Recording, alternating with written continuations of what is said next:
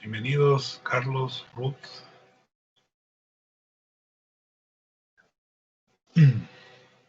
Brenda.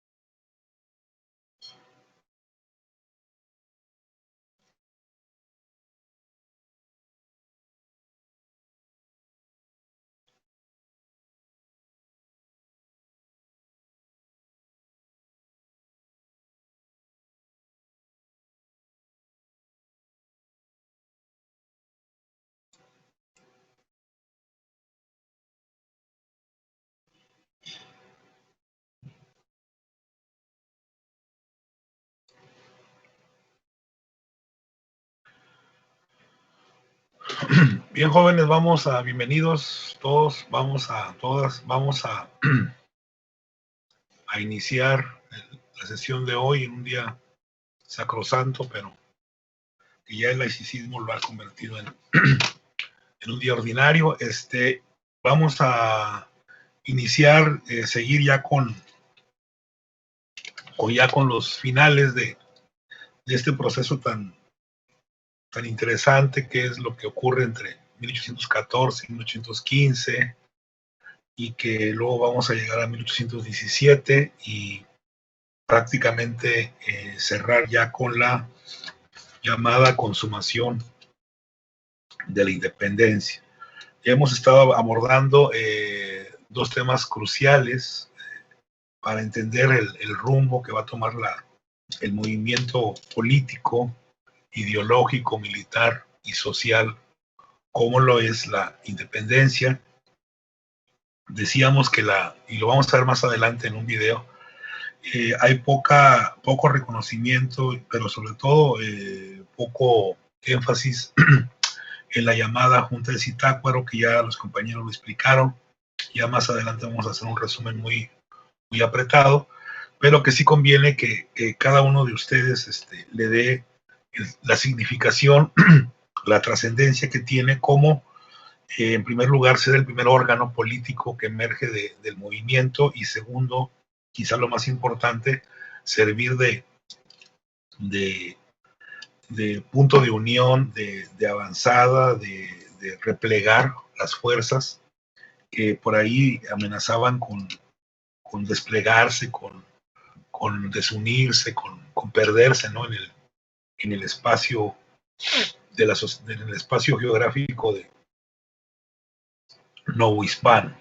Y bueno, dentro de esa reunión, de esa junta, vamos a encontrar justamente ya la generación de documentos, yo le llamaría fundacionales, ¿no? De lo que va a ser la nación mexicana, que todavía no sabemos ni cómo se va a llamar, ni quiénes la van a integrar. Bueno, luego se va a decir quiénes la van a integrar, ¿no? Ya Cádiz había señalado algo al respecto. Vamos a ver ahí entonces un texto que yo creo que todos los mexicanos debemos de de referir o de tener en cuenta, y los historiadores, pues yo creo que todos, ¿no?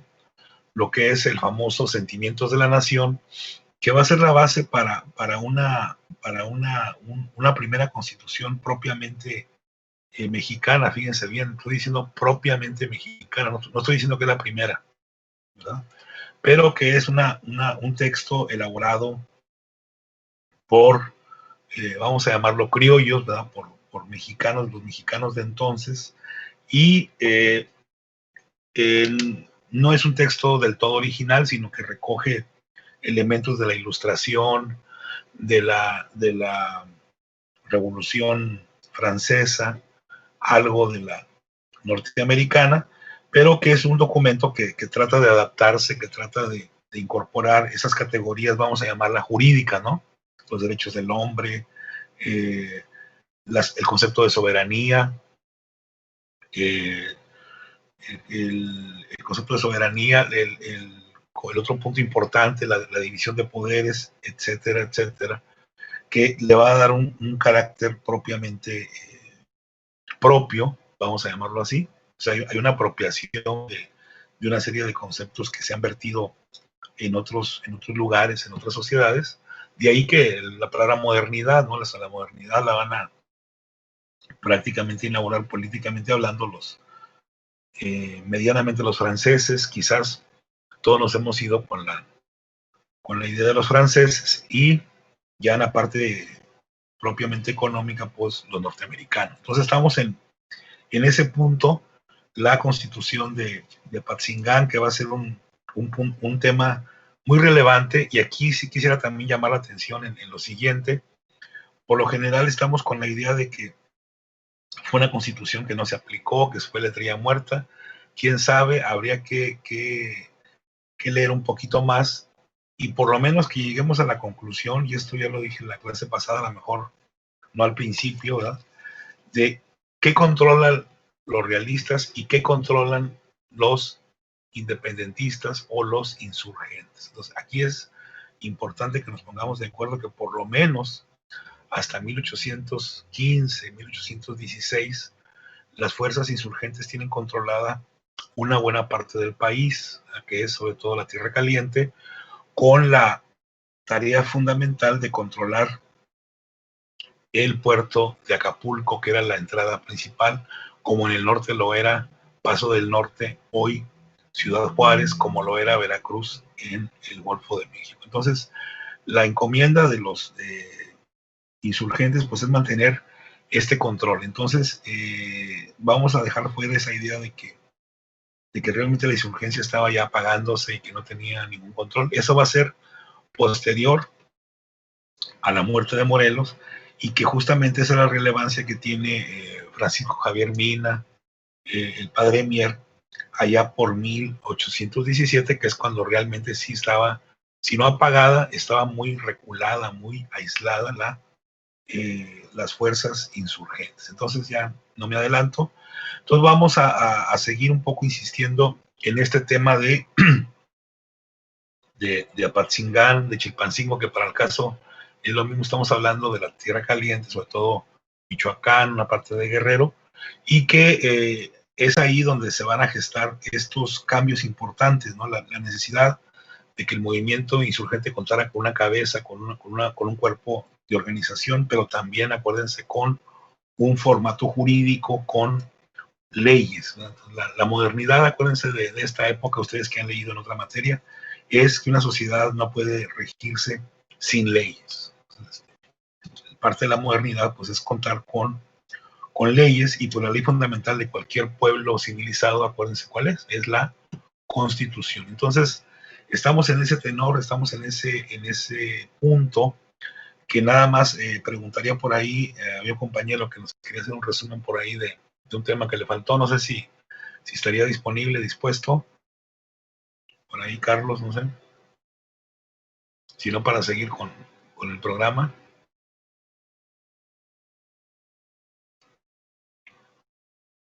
Bueno, a lo mejor no nos escuchó por ahí, Carlos. ¿Alguien iba a complementar algo? Bueno,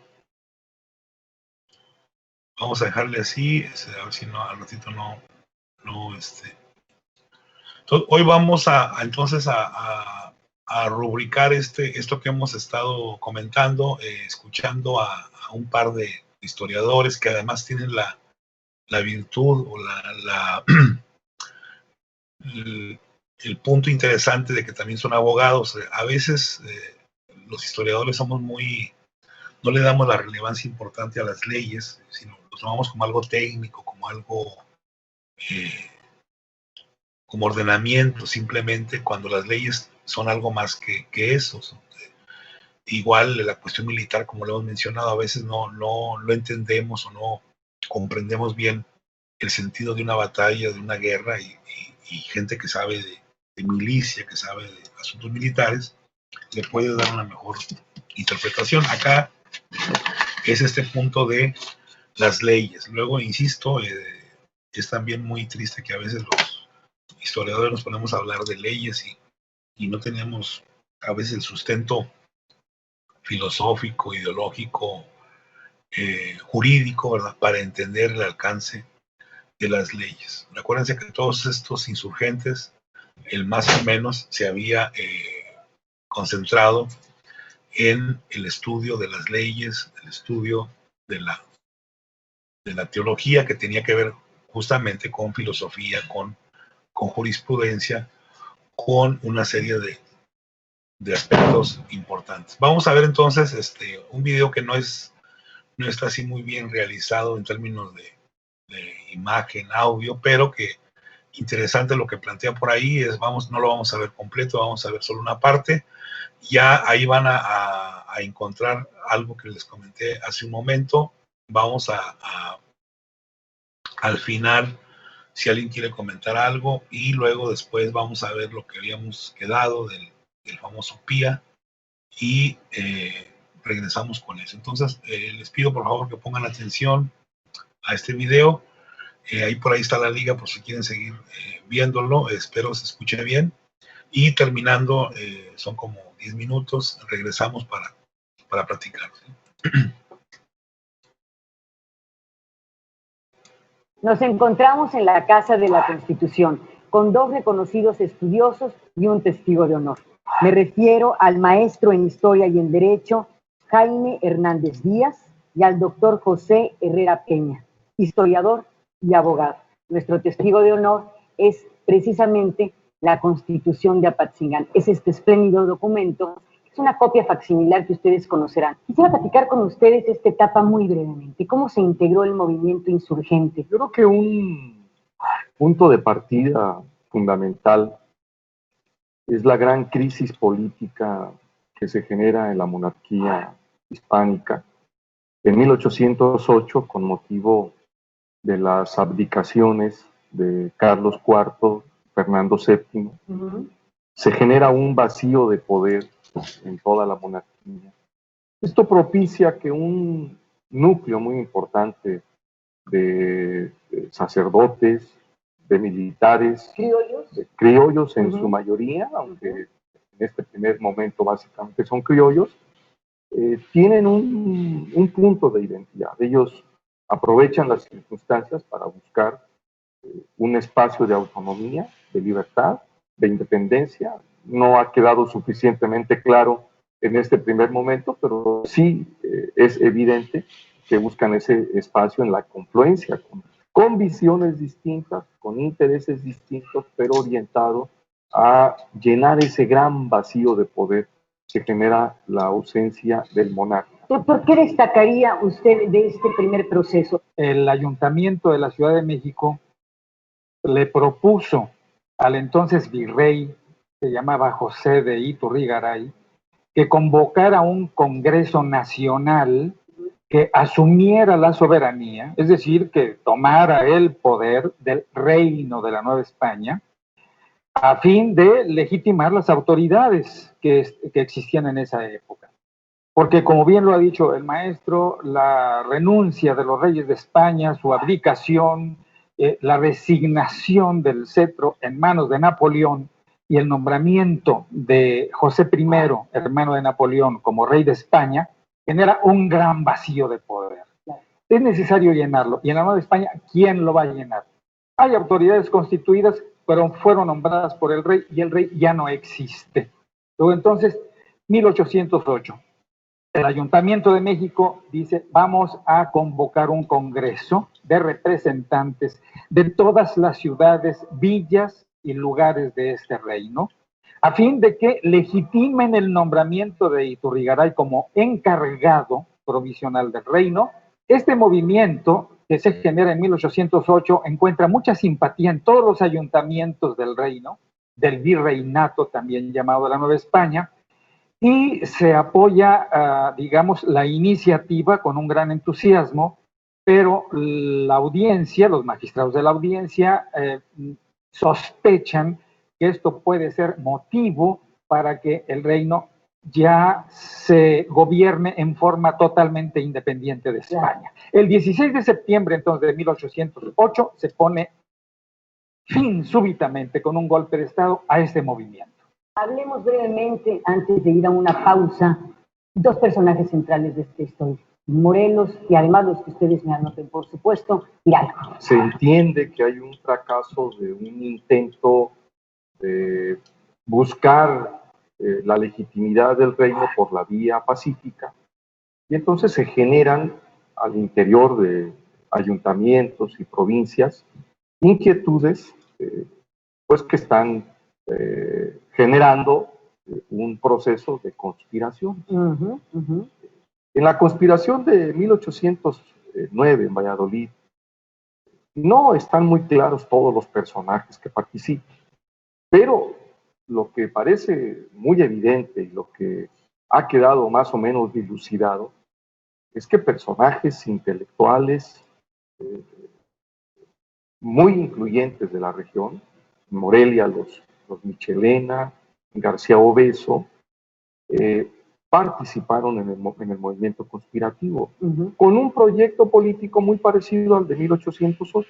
En este contexto empiezan a aparecer también las conspiraciones del Bajío, y ahí es donde empieza a tener relevancia la figura de Miguel Hidalgo y Costilla, que era un intelectual espléndido, que había sido rector del Colegio de San Nicolás y que se ubicaba en el curato de Dolores, pero que tenía un reconocimiento como intelectual, como cura poco ortodoxo, como un cura que se alejaba del esquema tradicional y que tenía un gran reconocimiento de la feligresía del propio Dolores. Morelos todavía está en espera de aparecer en escena. Ese es el tema, Morelos y los sentimientos de la nación, el que abordaremos en los próximos minutos en esta charla.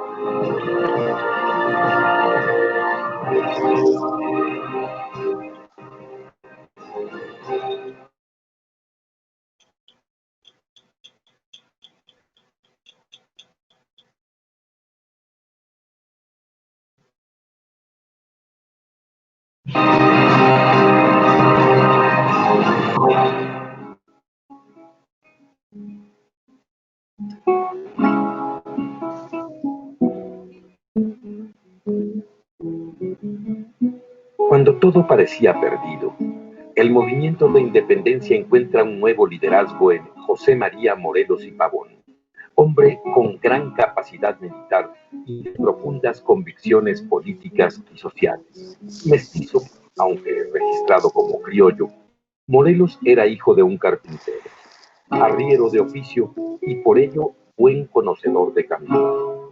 En las aulas del Colegio de San Nicolás, cuya rectoría encabezaba Hidalgo, es un asiduo estudioso del pensamiento ilustrado. Su experiencia como cura de Carácuaro le permite además conocer de cerca las carencias de indios, mestizos y mulatos. En octubre de 1810 el cura había recibido la instrucción de Hidalgo de organizar la lucha en la región del sur.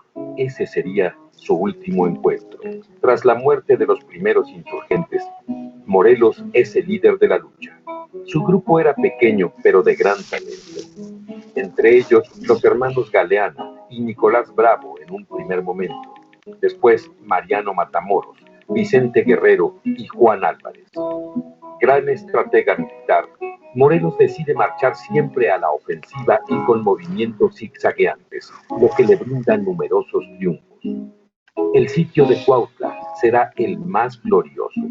Desde su primera campaña, Morelos decreta la abolición de la esclavitud. Suprime las castas, reparte tierras entre los indios y declara que todos los nacidos en esas tierras eran americanos, sin distinción de clases. Pero no solo eso.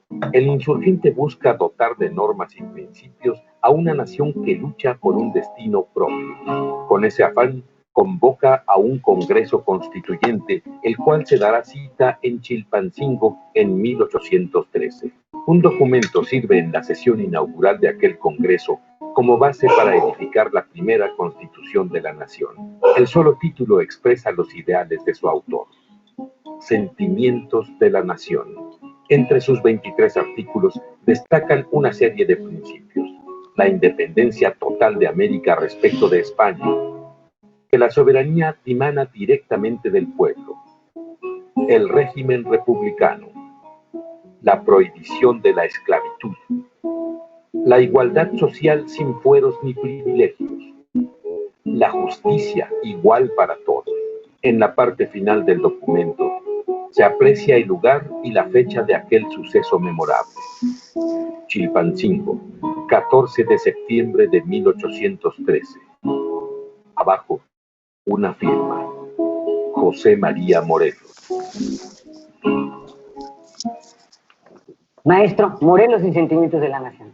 Tomando la idea del Congreso, me parece que ese es el hilo conductor. Hidalgo lo propone en Morelia en noviembre de 1810. López Rayón la recoge en la Junta de Zitácuaro, la Suprema Junta Americana que se instala en Zitácuaro, y Morelos lo propone como un planteamiento fundamental. En 1813 considera que hay los elementos suficientes para integrar un gobierno. Morelos en realidad lo que le quería dar era una organización política al movimiento insurgente y consolidar los que hasta ese momento eran evidentes éxitos militares. Entonces, se convoca al Congreso para celebrarse en Chilpancingo, un territorio que ofrecía seguridad en la estrategia militar para Morelos, y Morelos pronuncia en la apertura del Congreso este famoso documento que se conoce como los Sentimientos de la Nación, que en realidad da lectura a su secretario a este documento, que tal parece que un día antes de las sesiones del Congreso le dictó a don Andrés Quintana. Este documento se inscribe en las ideas universales de la época. Sin duda, en este documento están plasmados el pensamiento ilustrado, pero están las influencias de la Declaración Universal de los Derechos del Hombre francesa, pero es un documento que responde a las necesidades propias. No solo están a la realidad que conocía muy bien Morelos. Por eso yo decía que Morelos faltaba de entrar en escena. Morelos es responsabilizado por Hidalgo para la insurrección del sur. Le da la instrucción precisa de tomar el puerto de Acapulco. Y Morelos realiza campañas exitosas desde el punto de vista militar. Pero el punto fundamental es que en ese documento Morelos plasma lo que conoce perfectamente de la Tierra Caliente. Él sabía de la miseria de los campesinos, él conocía de las desigualdades raciales, él tuvo un contacto cotidiano con la población en sus curatos de Carácuaro y Nocupeta. Entonces, en los Sentimientos de la Nación hay elementos de las ideas universales. Nos quedamos en este punto de la historia. Eran tiempos de guerra y los insurgentes eran perseguidos. Morelos intentó establecer el Congreso de los Insurgentes en Valladolid, pero la derrota que sufrieron sus huestes, propiciada por las tropas de Iturbide en Purarán, lo hizo desistir. Los realistas obligaron a que aquel Congreso fuera itinerante. Con el propósito de promulgar nuestra primera Constitución, los insurgentes fueron primero a Uruapan, luego a la hacienda de Santa Ifigenia, a Los Laureles y terminaron en Apatzingán. Las condiciones eran precarias debido a la persecución realista. El alimento era escaso. No había dinero y poco armamento. En su huida, los insurgentes se alojaban donde podían, lo mismo en chozas que a campo abierto. Las sesiones de aquellos hombres que intentaban promulgar nuestra primera constitución se realizaban bajo los árboles. Lucas Alamán, en su célebre Historia de México, recuerda: para poder celebrar con alguna tranquilidad la proclamación y jura de la Constitución, sin ser perseguidos por las divisiones realistas, los diputados, que a la sazón se hallaban en Ario, hicieron correr la voz de que iban a trasladarse a Pátzcuaro y secretamente acordaron verificarlo en Apatzingán. Luego de su promulgación y de su publicación, la Constitución de Apatzingán fue condenada a la hoguera. El 17 de mayo de 1815, por mano de Verdugo, como se decía entonces, se le prendió fuego en la Plaza Mayor de la Ciudad de México.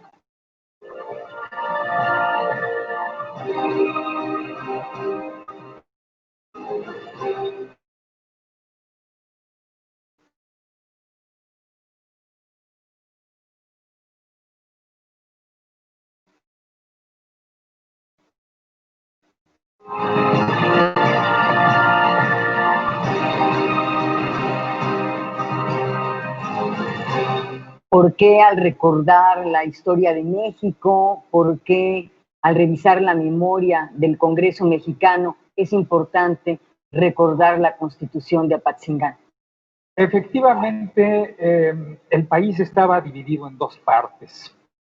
Por ejemplo, el gobernador del reino, que se llamaba Félix María Calleja del Rey, se quejaba en sus informes que mandaba a Madrid de que no podía gobernar esto porque había muchísima inestabilidad y menos podía aplicar la Constitución de Cádiz. En 1814, la insurgencia, a pesar de sus derrotas, tiene controlada la mitad del país y por lo tanto se impone no en toda la nación porque no ha sido liberada, pero sí en las regiones controladas y dominadas por el gobierno insurgente.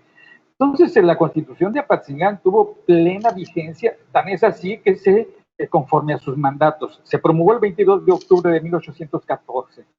Se formó un gobierno de 3 personas, con José María Lisiaga, José María Morelos y José María Cos, un gobierno de 3 personas, y meses después, en marzo de 1815, se establece el Supremo Tribunal de Justicia de la Nación. Esta constitución tiene carácter provisional, no es una constitución definitiva, precisamente por eso, porque no ha podido imponerse en toda la nación, pero de que tiene vigencia en los territorios conquistados por la insurgencia, eso es indudable.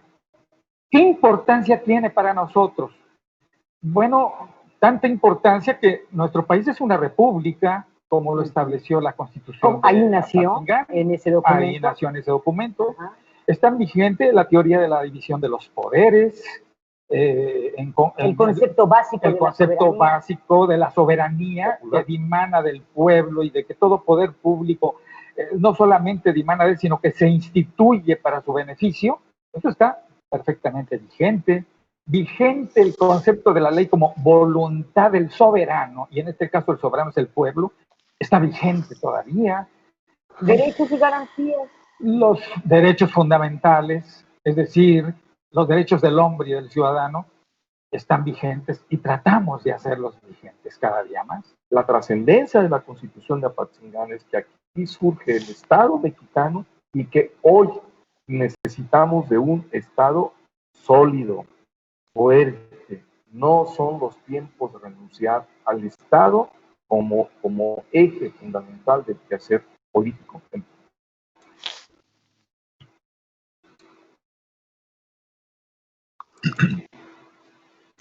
Bien, jóvenes, como habrán escuchado, sobre todo espero hayan escuchado bien esta última parte para entender entonces y sobre todo para comprender la importancia y la relevancia de este texto constitucional que estuvo vigente poco tiempo y no en todo el espacio de lo que era la Nueva España o México, el México del siglo XIX, pero ya se dio por ahí una serie de observaciones que también habrán notado, por ahí no se menciona a algunos personajes como López Rayón, que ya les había subrayado, luego se mantienen medio oscuros en la historia, pero bueno, lo importante aquí era más que la figura de Morelos, valorar estos dos acontecimientos, sobre todo el famoso Congreso de Chilpancingo y o la Constitución de Apatzingán, o como se le llama ya en otros términos, la Constitución de 1814. Entonces, por ahí tenemos material para comentar, para discutir esto último del Estado mexicano, pues quién sabe, luego vamos a trabajar más adelante con que el Estado todavía no nace, ¿verdad? Entonces, o ya nació o ahí nada más está preestablecida su configuración, ¿no? Vamos a tardar, si estamos hablando ahí de 1815, vamos a tardar como 40 años más o menos para poder hablar ya del Estado mexicano, ¿no? Pero bueno, tenemos todavía algunas clases para ver ese tema. No sé si hasta aquí hay algún comentario para aprovechar entonces y pasar a lo del PIA. A ver si hay algo por ahí, adelante.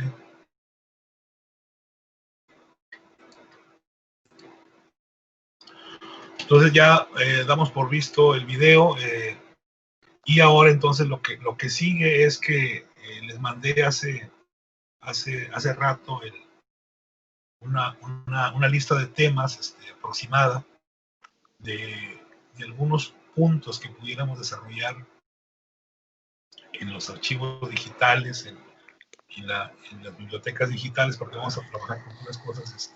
Afortunadamente en historia ya casi hay buena parte que están en PDF y digitalizados, para que lo trabajen en equipo, lo vean así como lo hicimos en la clase de historiografía y puedan ir tomando decisiones sobre un tema o algunos temas que les interese y que luego podamos dedicarle algunos minutos de la clase global para ir tomando ya, ir escogiendo algún tema. No sé si les llegó, si lo tienen a la mano ahí. Es más o menos este documento que se los hice llegar, es una selección así entre arbitraria y caprichosa. Podemos ampliarlo, si nos vamos al punto 26, ahí ustedes pudieran plantear otro. Estos son temas generales, ustedes pueden aquí escoger subdividirlo, por ejemplo, participación de la mujer en la guerra de independencia, pues qué tipo de mujeres, ¿verdad? A lo mejor guerrilleras, a lo mejor ¿cómo se le llama? Como promotoras de las ideas. Hay un sinfín de formas que pudiéramos subdividirlo. Igual acá el constitucionalismo, uno puede hablar de Apatzingán, uno puede hablar de la Constitución de Cádiz, de los documentos que hay, sentimientos de la nación. Y acá en Cádiz, pues ver toda la participación de los legisladores mexicanos, el efecto que tuvo, que se aplicó, que quedó a discreción, etcétera. O sea, ahí ustedes pueden dividirlo, subdividirlo de otra manera. Yo sé que desde el punto 7 para acá pues no hemos visto, pero ya adelantamos algo. El federalismo y el centralismo son los temas muy agobiantes, ¿no? Que estuvieron en jaque a la naciente nación y estuvimos a punto de desaparecer por ahí por esa interesante dicotomía o diálogo o discusión, y que luego nos lleva a una guerra con una potencia que está en ascenso, como son los Estados Unidos de Norteamérica, y luego ya lo que todos hemos leído por ahí, la Revolución Liberal, con toda una generación tan importante de pensadores que van a aparecer ahí en escena, con Juárez a la cabeza, pero que realmente son más de 20 grandes pensadores. Yo creo que es la época donde tenemos más visionarios, y que fueron gente determinante para que esto asumiera un rumbo, una dirección. Al margen de que nos guste o no nos guste las preferencias políticas o geopolíticas que tuvieron estos personajes, ¿no? Y así hay una gran cantidad de temas ya del siglo XX. El constitucionalismo pues es muy importante y vamos a ver realmente qué tan novedoso va a ser toda la propuesta que hay en la Constitución, lo que nos va a comenzar a dar sentido como país, el nacionalismo, que no es el mismo de los criollos, este es otro nacionalismo que se ha escrito, se ha difundido, pero que la mayoría lo conocemos a través del arte, ¿no? Con todo el muralismo que se ha difundido. Bueno, eso es parte del nacionalismo. Vasconcelos, hemos hablado ya de él. Bueno, somos un país, no somos el único en el mundo, pero sí un país donde la economía no se entiende sin el elemento del Estado, lo cual pues, pondría los pelos de punta, ¿no? a los puritanos liberales, donde parece que el Estado nada más debe encargarse de, voy a ser muy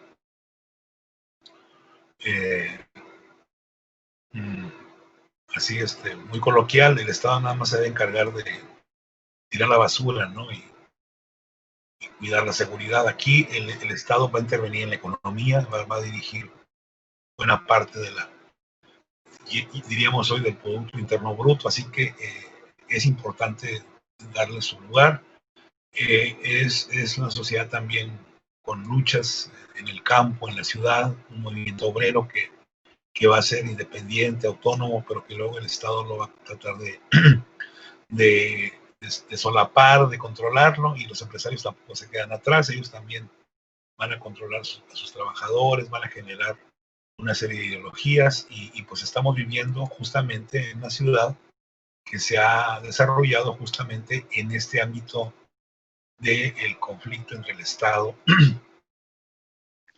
y los empresarios, que nada tiene que ver con lo que está pasando ahorita. Esto es una ficción, ¿verdad?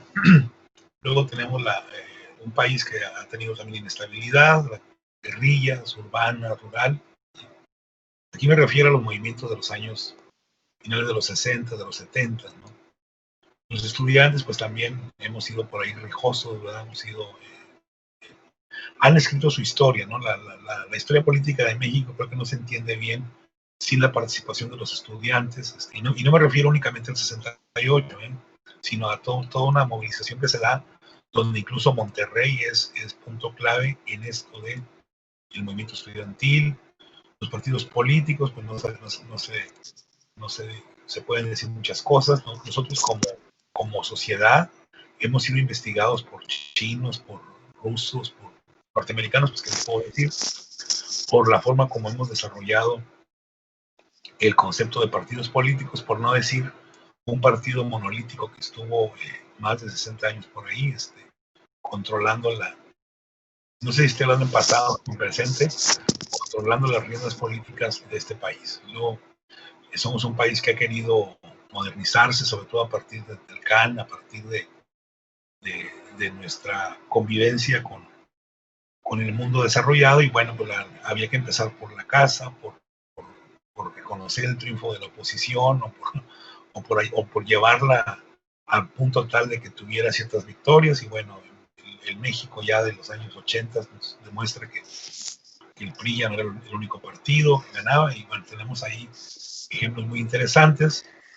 y terminamos por ahí con algo que en teoría se ha planteado como parte del declive de nuestra sociedad, el llamado periodo neoliberal, que no se han puesto de acuerdo bien cuando inicia, pero bueno, vamos a suponer que empieza ya por 1988 con el gobierno del segundo paisano que está en la presidencia de la República, de Agualeguas, Nuevo León, Salinas de Gortari, ¿no? Carlos Salinas de Gortari.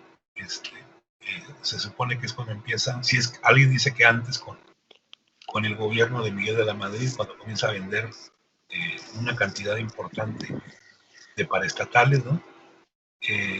Pero otros dicen que es con Salinas, que también se venden paraestatales, pero las más estratégicas, ¿no?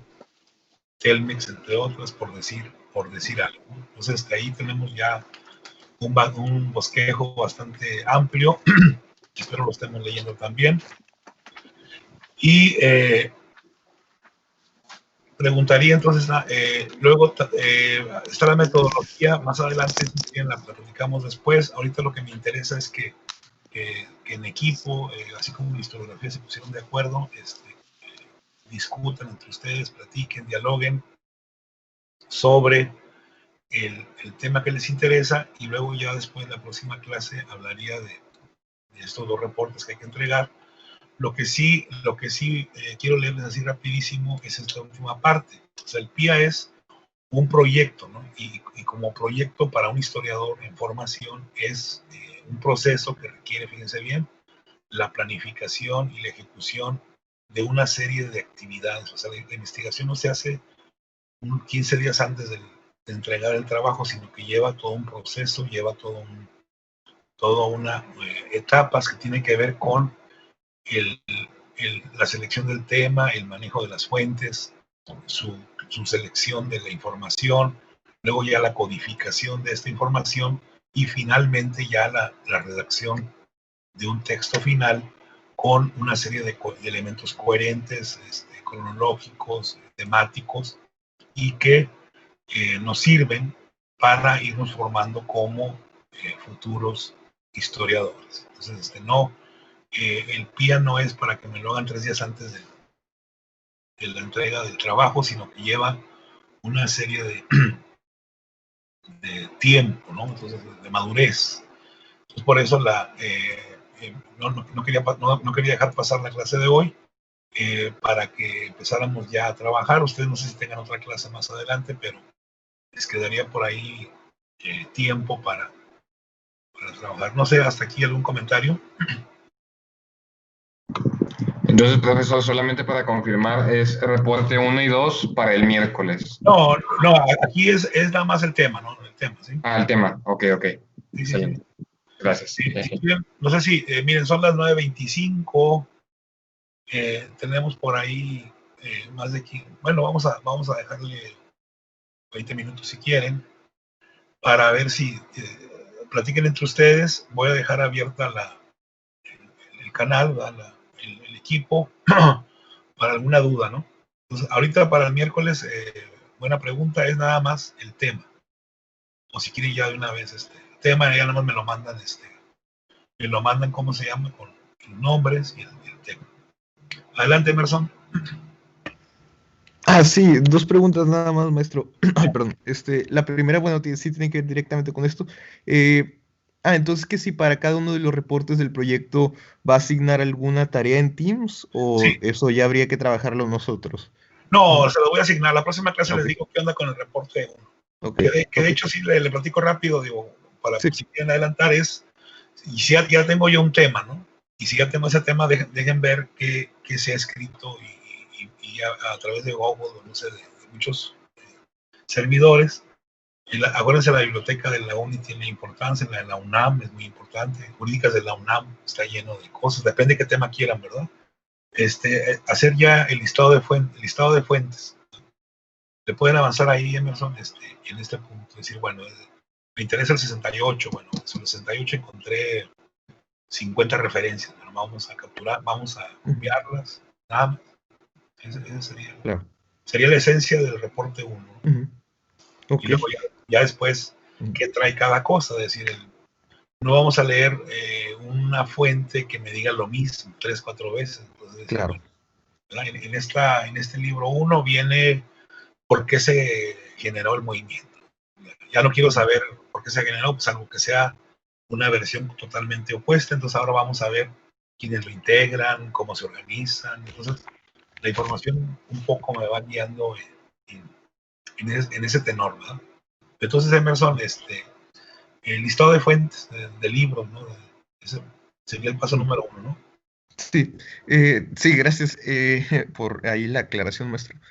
También la otra pregunta era referente al examen. Creo que ya habíamos comentado un poquito de esto y habíamos visto que pues, íbamos como a recapitular qué lecturas iban a ser como las más esenciales ahí para estudiarlas y pues tener tiempo de releerlas, ¿no?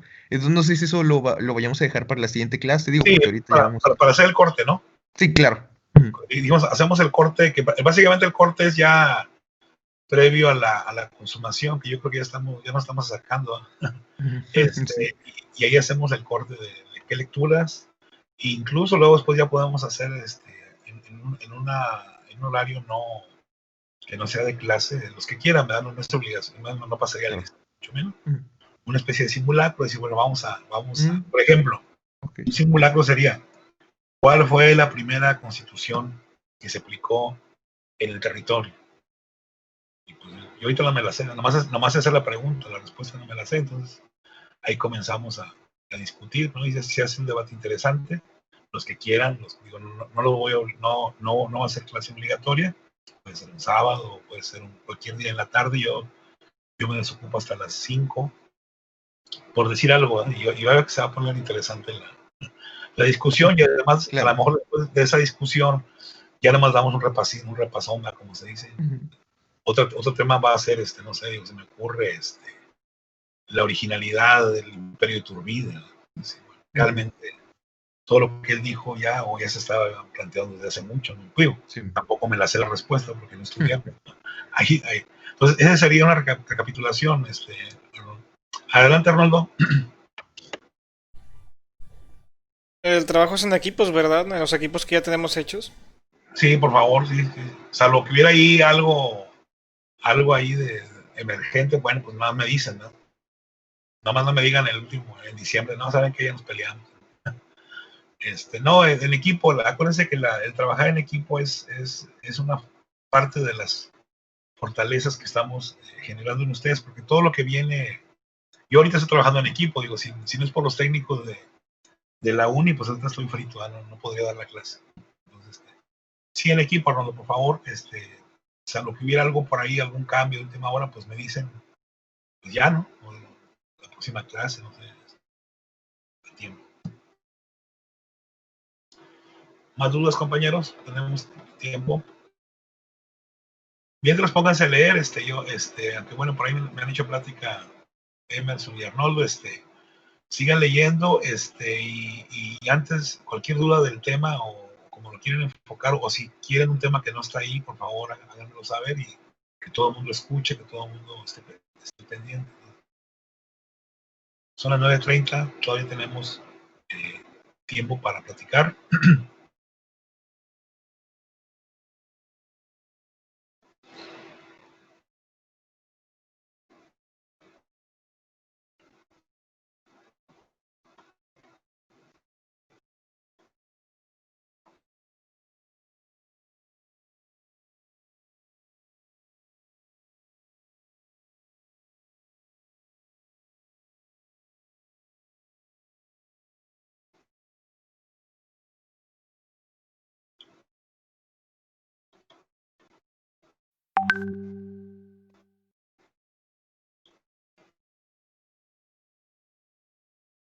Por ahí les voy a dejar en la pantalla los temas, por si alguien por ahí ha tenido problemas para abrirlo. Bueno, no caben todos, déjenme ver si lo puedo reducir.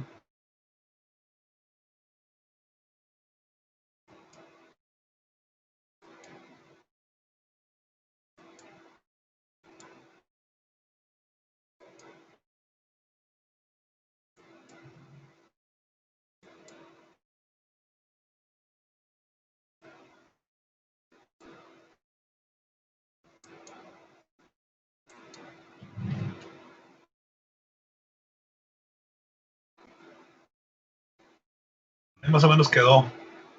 Todos los temas se ven ahí.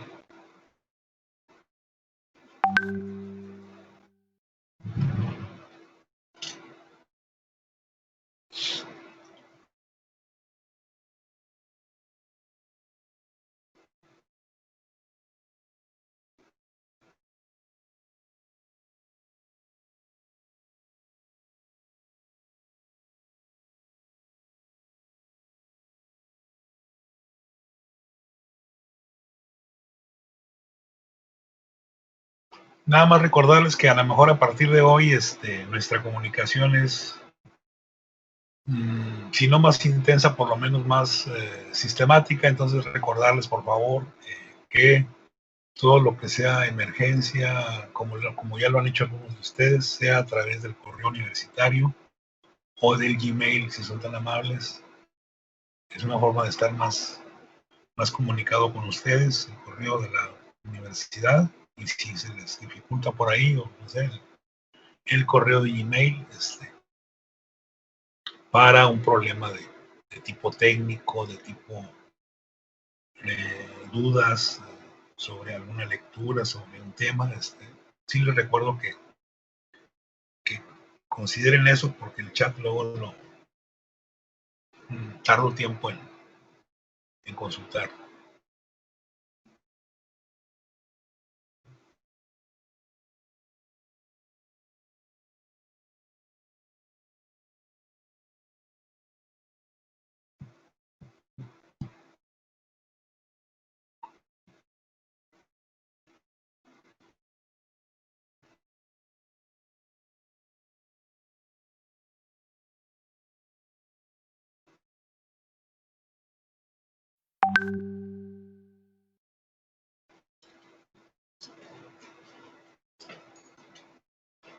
Entonces, cualquier duda, adelante.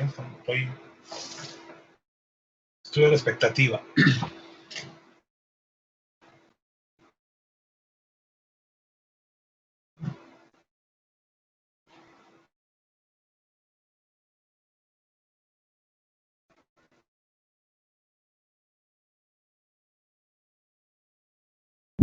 Disculpa, profesor, es que estamos en concilio.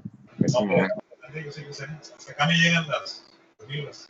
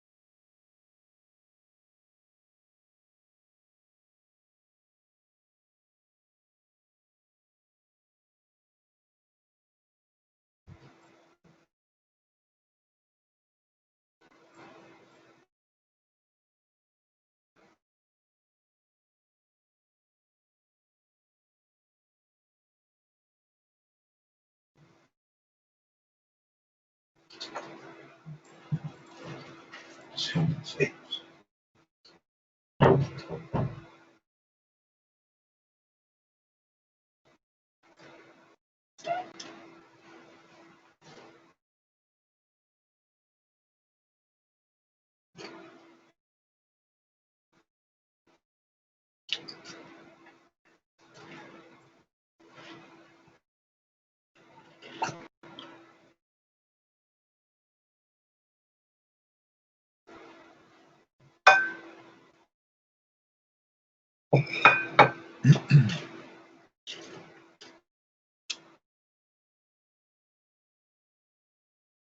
Todavía nos quedan por ahí minutos por si hay un comentario, dudas.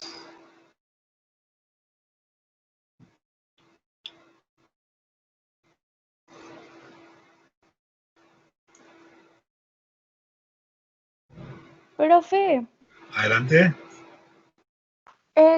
hablando con mi equipo, decidimos escoger el tema sobre las logias masónicas. No sé si ya quisiera saberlo. Hay mucha información, sobre todo en Fondo de Cultura Económica, por ahí ha sacado libros interesantes, es un tema muy amplio, ahí qué bueno que ya decidieron el tema. Las logias masónicas se pueden interpretar de muchas maneras, o por lo menos puntualizarse, más bien puntualizarse de diversas maneras. Acuérdense, ya se ha esbozado tantito, ¿no? Es el elemento con el cual comienzan a germinar las ideas liberales, las ideas en contra de la Iglesia, del gobierno de España, pero sobre todo con los extranjeros que comienzan a influir en las ideas pues sobre todo de los criollos, de algunos pensadores, y luego ver que las logias no son un elemento homogéneo, sino que hay heterogeneidad, hay diferencias, por lo menos hay dos, vamos a ver en la historia de México, dos grandes tendencias, la yorquina y la otra, ¿cómo se llama? Me parece de whisky, la escocesa, ¿no? Luego nosotros, tan va a pegar en México que nosotros vamos a fundar una. Creo que esa la arranca, un momento, Armando, esa la arranca Benito Juárez, ¿no? Entonces, hoy en día, si usted sale a cualquier ciudad de México, a lo mejor no encuentra muchas escuelas, pero por lo menos hay un par de logias en cada ciudad, lo cual nos habla del efecto, ¿no? Que tuvo este movimiento, que es un movimiento centenario, alguien dice que es milenario, bueno, no me quiero meter en esas broncas, pero sí, en el caso del siglo XIX, van a jugar un rol muy protagónico, sobre todo en el México independiente. Entonces, muy padre el tema, ¿no? Hay mucho. Ahí vamos a ver que casi todos eran masones, el padre Miguel era masón, Gonzalitos era masón. Entonces, como que el que no era masón era, vamos a ser muy coloquiales, era medio naco, ¿verdad? Todos había que estar ahí. La masonería, pues insisto, la cinematografía ya le ha querido dar otro tinte así más misterioso, siempre macabro y tenebroso, pero no, eran agrupaciones con un corte científico, humanístico, pero sobre todo, Dania, con la idea del cambio, ¿no? Por eso luego son medio subversivas, no son bien vistas por él, vamos a decirlo así, por el status quo, ¿no? El status quo que va a ser.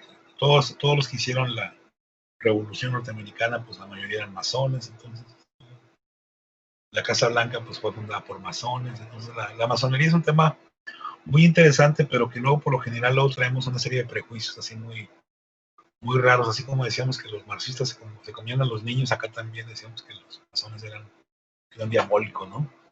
No sé, ¿algo más, Dania? No, maestro, está bien así. Sí, nada más luego definan bien el marco cronológico y incluso temático. A lo mejor pueden hablar de de los yorquinos, ¿verdad? O pueden hablar de los escoceses, o pueden tomar una época específica, porque acuérdense que luego algunos son expulsados del país, ¿verdad? Por el papel que estaban jugando con los comerciantes, en las aduanas, en las embajadas, en los consulados. Ahora sí, perdóname, Rondo, adelante. Vamos acá con... Así es que mi equipo también tiene ya tema. Queremos hablar de la guerra, bueno, la invasión de Estados Unidos a México. O sea, oye, acuérdense que temáticamente es la guerra, ¿verdad? Pues sí, temáticamente, pero la verdad tiene razón. El término, digamos, que incluso yo también siento que es más correcto, es invasión. Sí. Oiga, no, de hecho, ellos participaron porque nos contestaron, o sea, ellos son las víctimas, ¿eh?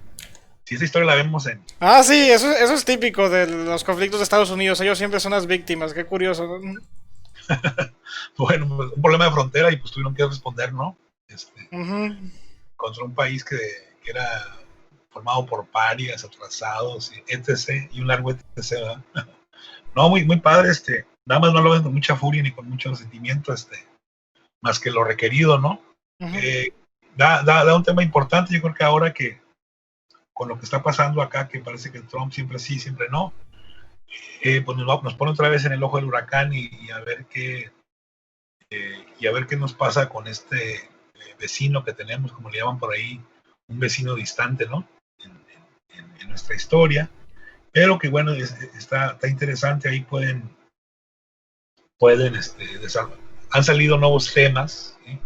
Por lo menos hay por ahí. El problema es que no sé si esté Arnoldo en el ciberespacio o en la nube por ahí, pero han salido por ahí 4 o 5 trabajos muy interesantes sobre historia regional que deja más en claro por qué esta guerra, pues, entre comillas, fue exitosa y por qué el ejército mexicano no pudo responder como le va a responder a los franceses, por decir algo, ¿no? Más adelante.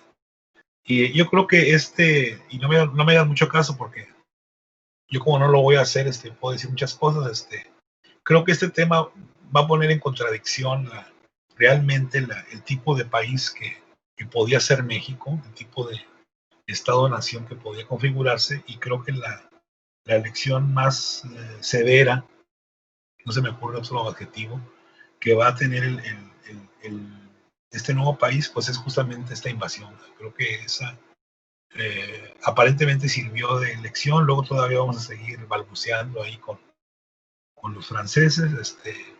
Creo que es un tema muy interesante y que pueden ustedes incorporar, si es que les es posible, Arnoldo, lo que se ha escrito en los últimos, no sé, 2, 3 años, ¿no? Que tampoco creo que viene a cambiar el rumbo, viene a enriquecer la visión, pero no a cambiar totalmente Pues dejen la invasión, dejen la guerra con ustedes. Si le ponen guerra, pues nos vamos a ver muy fregones, ¿verdad? Como que estamos todavía a la altura del ya entonces tío Sam. No, todavía no era tío Sam, hasta la guerra de secesión. Bueno. Muy bien. ¿Alguna otra pregunta? Ya tenemos entonces 2 temas, temas que se pueden decir muchas cosas, temas en los cuales no va a existir, no hay información, no encontré nada, porque sí hay bastante. Recuerden, no sé cómo le voy a preguntar al doctor Cavazos, si podamos checar la biblioteca de la facultad. Yo sé que está cerrada, pero a lo mejor podemos pedir prestado algunos libros, porque ahí debe de haber, hay un trabajo muy interesante en el caso de lo de la guerra de Estados Unidos, publicaciones muy, muy interesantes. Déjenme ver si ustedes ya saben, díganos si tenemos acceso a pedir prestado libros en la facultad, porque sí he visto que hay cosas muy interesantes ahí.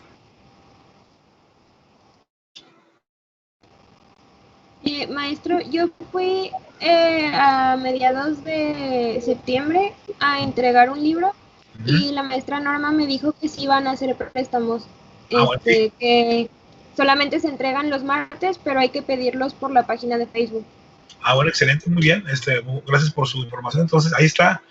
Por lo menos sé que para la cuestión de Norteamérica, Rondo, sí hay, gracias, compañera, sí hay mucho material. Entonces, vayan ahí, chequen primero el catálogo electrónico o pregunten, no sé. Yo la verdad cuando he ido les voy a decir sincero, no me pareció la amabilidad del mundo, pero y el señor que sabía todo ahí, creo que ya lo jubilaron por el COVID y eso, y pues ya sí, ahora sí que me puse triste, pero bueno, chequen el catálogo. Adelante. ¿Alguna recomendación que nos pueda dar para delimitar más el tema? Porque es también ciertamente extenso, porque la batalla, bueno, la guerra no fue únicamente en un lugar, fueron varias batallas y se genera un tema un tanto complicado. Sí, no, pues ustedes pueden enfocarse en la parte diplomática, ¿verdad?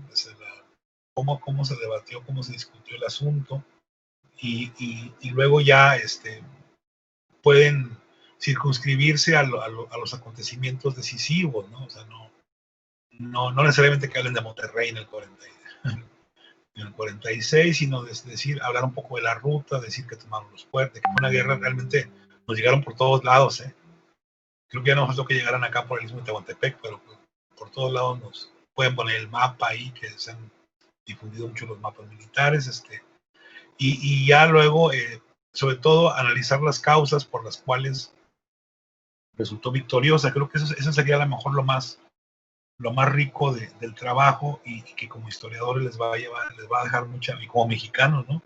Mucha experiencia, mucho conocimiento, cómo esta guerra estaba también planeada por los americanos. Yo diría que desde 1813, cuando una compañera estaba hablando de Herreras, en la clase pasada en historiografía, yo no dejaba de pensar en la invasión norteamericana, porque yo creo que ahí comienza a fraguarse ya más desde Hidalgo. Acuérdense que le dicen que lo ayudan con armas, pero que si llega a ganar, que le venda un territorio a Estados Unidos. Acuérdense que en buen plan Estados Unidos quería comprar, no quería arrebatar ni quitar, ¿verdad? Entonces, tenemos que recalcar que eran muy honestos los primos del norte, ¿no? Enfóquense en cuestiones muy, muy precisas. A lo mejor lo militar lo pueden obviar haciendo un buen resumen, un poco ahí decir, bueno, ¿qué onda con el ejército mexicano? Que yo creo que ahí tendría que decir en algún momento la poca, híjole, ya les estoy diciendo, ya ustedes lo descubran por sí mismos. Voy a hacer así muy rápido porque no se les quede. La poca apoyo que tuvieron de algunos estados, ¿no? Realmente los ejércitos más fregones dejaron solo a su Alteza en esta guerra, que ellos realmente querían que se echaran a Santana, ¿no? Entonces yo creo que aquí, Arnoldo, esta guerra viene a develar las contradicciones que hay entre los grupos de poder en México, y cómo algunos vieron en esta guerra la posibilidad de que derrotaran a su enemigo, ¿eh? En este caso pudiera ser el gobierno de Santa Anna, y lo vieron con muy buenos ojos, que los norteamericanos lo hacían añicos y prácticamente lo ridiculizaban, ¿no? Entonces, yo creo que eso es más interesante, salvo su mejor opinión del equipo, que hablar de toda la ruta, de todo el derrotero militar, ¿no? Yo creo que es mejor enfocarnos en esto, en las negociaciones, y que además las negociaciones es un caso muy triste, nadie quería entrarle, ¿no? Ahí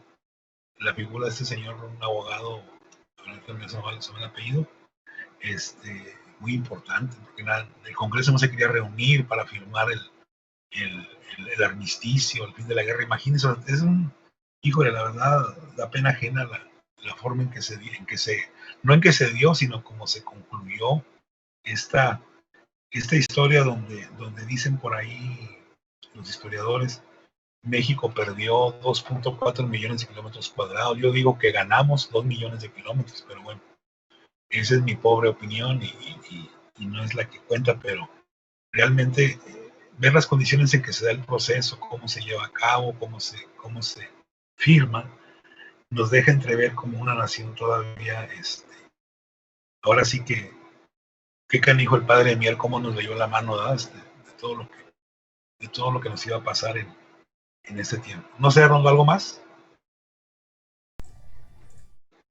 No, es todo. Ahí hice mal en darles mi punto de vista, pero bueno, no los quiero viciar ni que me hagan caso. Ustedes descubran sus propias verdades históricas, ¿no? Muy bien. Entonces lo militar pueden nada más sintetizarlo, ¿no? Porque si no acabaríamos. Pero sí sería interesante que en el trabajo dijeran la cooperación que hubo de todas las entidades para esta guerra, y ahí van a ver qué tan buenos o malos mexicanos somos cuando hay problemas, ¿no?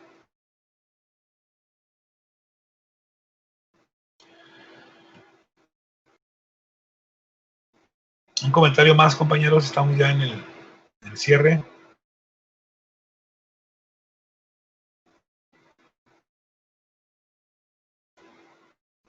Bueno, sigan, ya tenemos por ahí tres temas muy interesantes que todos haya escuchado. Vamos entonces a dejarle ahí. Sigan ustedes, les queda todavía están las 10 pasaditas para que sigan platicando. Yo me tengo que retirar, ya me pasé de la hora. Sigan ahí, y la próxima clase ya espero por ahí tener su reporte. El reporte 1 nada más es el tema, acuérdense, todavía no es lectura ni mucho menos. Eso vamos a dejarlo para las próximas sesiones, y luego hacemos promesa de campaña con el grupo y Emerson. Hacemos el corte de caja y ya vemos lo que hemos visto, lo que nos falta, pero sobre todo lo que vamos a dejar pendiente, o lo que vamos a dejar como elemento, como lectura de examen final. ¿Está bien? Entonces, así le hacemos la próxima clase.